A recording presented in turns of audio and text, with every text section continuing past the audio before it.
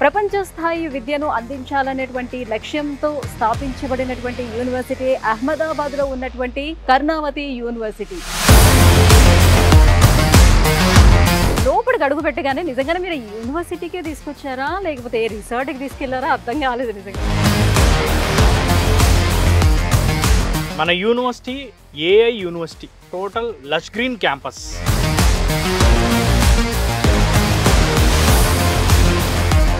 అహ్మదాబాద్ గురించి చెప్పుకోవాలంటే అసలు ఏం చెప్పచ్చు? So Ahmedabad is nothing but Hyderabad.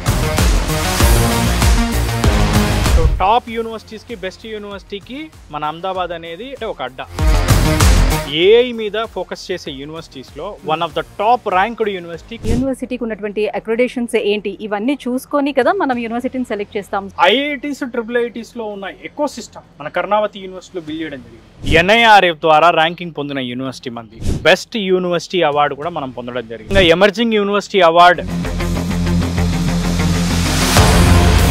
29 రాష్ట్రాల నుంచి మన దగ్గర స్టూడెంట్స్ చదువుతున్నారు. 50+ కంట్రీస్ నుంచి మన దగ్గర స్టూడెంట్స్ ఉన్నారు. Cyber security, data science, coding club కానీ, ఏఐ క్లబ్ కానీ ఇలాంటి వెల్ ఇన్ఫ్రాస్ట్రక్చర్ ని ఎస్టాబ్లిష్ చేశారు. ఓన్లీ నార్మల్ గా హానర్స్ అని కాకుండా ఇండస్ట్రీ పార్ట్నర్షిప్ తో ఇస్తున్నాం. ఆర్టిఫిషియల్ ఇంటెలిజెన్స్, మిషన్ లెర్నింగ్ తో పాటు జనరేటివ్ ఏఐ, అది గూగుల్ తో, IBM తో కోర్స్ నడుపుతున్నాం.